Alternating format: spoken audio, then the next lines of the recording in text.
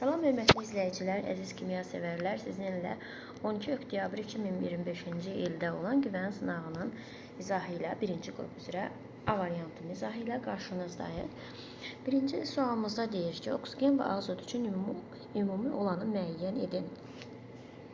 Burada baxırıq, 2 atomlu bəsit maddə əmələ gətirir. Oksigeni yazırıq O2 şəklində, azotu da yazırıq N2 şəklində. 2 atomlu bəsit maddə əmələ gətirir. Bəli, bu düzgündür. 3 atomlu bəsit maddə əmələ gətirir.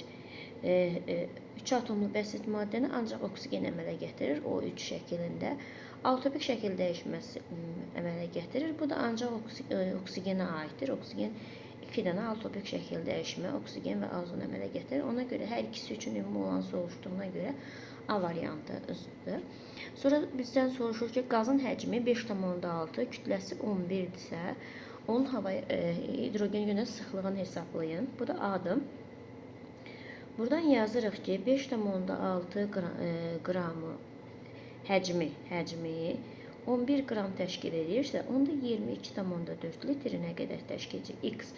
Buradan da X-imiz bərabər olacaq 44-ə. Bizdən də bunun hidrogenə görə, D hidrogenə görə hesablayır.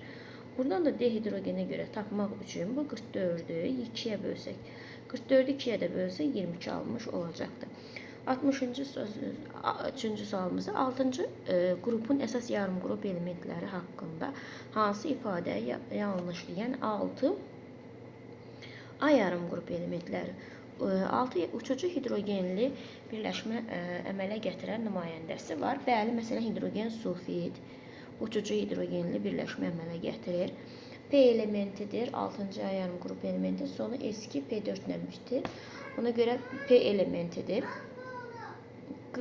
Qısa elektron formulu S2 P4 şəklindədir. Bu da doğrudur.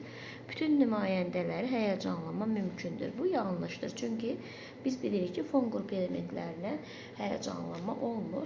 Fon qrup elementlərində oksigen 6-cı A yarım qrup elementinə aiddir və bu da həyəcanlana bilmir. 64-cü sualımızda soruşur. Anion, kation və neytral atom ola bilər. Və burada diqqətlə fikir versəz, burada proton sayı, elektron sayı eynidir. Əgər, məsələn, B üçün yazsaq, B üçün proton burada yazırıq, elektronu da burada. Deməli, proton sayı elektron sayına bərabərdirsə, onda proton bərabərdirsə elektrona, bu neytral atomdur. Deməli, B-imiz olacaq neytral atom.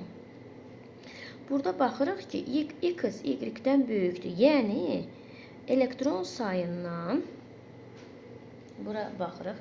İndi keçirik A üçün yazaq. A üçün protonun sayı X-dir, elektronun sayı Y-dir. Buradan X böyükdür Y-dən. Əgər protonun sayı elektronun sayından böyükdürsə, bu olacaq nə? Kation olacaq. Deməli, A-mız oldu kation. A kasyondursa B də anion olacaq. Çünki nəyə görə? C-nə baxsaq, C-də isə protonun sayı Z-dir, elektronun sayı Y-dir. Görürük ki, bax, burada Y-dən kiçikdir. Yəni, Z də kiçikdir Y-dən. Z isə olacaq anion. Ona görə də cavabımız olacaq 64-cü sualımızda B variantı. Sonra deyir ki, 65. Maddələr aqreqat halı, bərk, maye. Bir-biri ilə əmələ gətirdiyi qarışıq. Bax, burada Y-dən Z görürsünüz, bir-birindən tam birləşmə əmələ gətirib. Yəni, hər hansı bir sərhəd qoymuyor. Y-dən Z deməli homogen qarışıqdır. X isə burada gördüyümüz kimi bərkdir. X isə bərk maddədir və dibinə düşüb, sıxlığı böyükdür. Deməli, bu qarışıqları necə ayırmaq olar? Bu X, Y-Z-lə hidrogen qarışıq əmələ gətirib. Ona görə də bunu hidrogen qarışıqlarını edirik biz ayırmaq üçün. Biri bərkdirsə və hidrogen qarışıqda bunu süzürük. Deməli, süzmə üsulu homogen, maye, homogen qarışıqlarını bir-birini ayırmaq üçün distiller üsulundan istifadə edirik. Sonra 66-cı sualımızda deyir, maddə X, Y qodudur. Oksigenin kütlə payı A olarsa, Y-in kütlə payı A bölünsün 2-dir. Demək, Y-in nisbi atom kütləsini hesablayın. Deməli, burada 60 oksigenin kütləsi neçədir burada? 16-nı 4-ə vursaq neçə eləyəcək? 16-nı 4-ə vursaq bizə eləyəcək 64. Biz buradan özümüzə geniş yer açaq, buradan yazaq. 64. Buradan yazaq. Deməli, 64 qram oksigenimiz A-ya uyğun gəlir. Y qram bilmirik neçədir, Y-dir. O isə A bölünsün, burada deyir ki, faizi 2-yə bərabərdir. Buradan Y-imizi tapacağıq. Y-imizi tapanda, buradan da Y bərabərdir.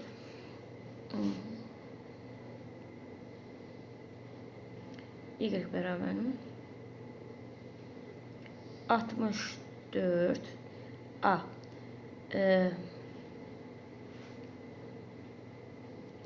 64 vurulsun, bölünsün. Buradan da A bölünsün 2.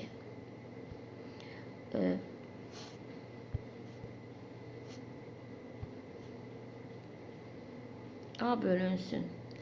A bölünsün 2 bölünsün A'ya. Buradan bu A'lar ixtisar gedir. 64'dən də 2 bölünüb qalır 32. Deməli, bizə nəyimizi soruşur? Y-in kütləsi. Elə buradan da Y-in kütləsi tapdıq 32. Sonra bizdən soruşur ki, xrom da 24'dür. S elektronlarının ümumi sayını müəyyən edin. Bunu tapmaq üçün yadınıza saxlayın ki, birinci bunun xrom 24'ü yazacağıq. Xrom 24.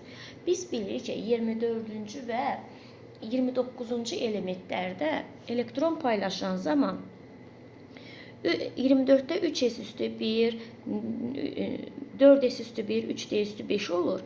29'da da yine 4s üstü 1, 3d üstü 10 olur. Ona görə birdən yazaq. 1s üstü 2, 2s üstü 2, 2 p üstü 6, 3 s üstü 2, 3 p üstü 6, 4 s üstü 1, 3 d üstü 5. Bizdən nəyi soruşur? S elektronların ümumi sayı 2 buradadır, 2 buradadır 4, 6, bir də burada da 7. S elektronun ümumi sayı 7 olmuş olacaqdır. Sonra metan molekulunun rabitənin əmələ gəlmə sxemini müəyyən edin. Metan molekulunda biz bilirik ki, karbon və hidrogendir. Və karbon atomu burada sp3 hibridləşmə halındadır.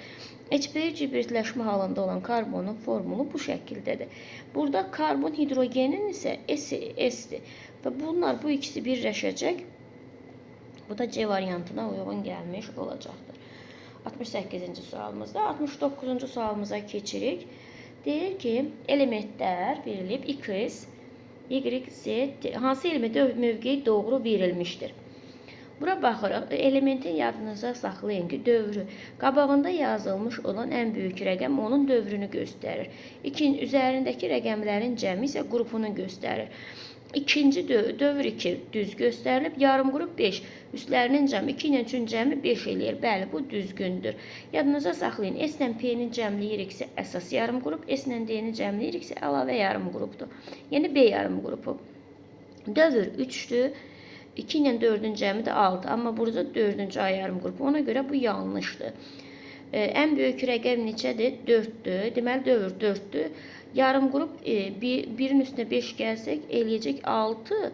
Ancaq biz dedik S ilə D-ni cəmləyəndə B yarım qrup. Amma burada A yarım qrup yazıldığına görə biz bu yanlış götürürük. Burada isə dövr 4-dür. Burada D nəzərə alınmır. 4 ikinci ya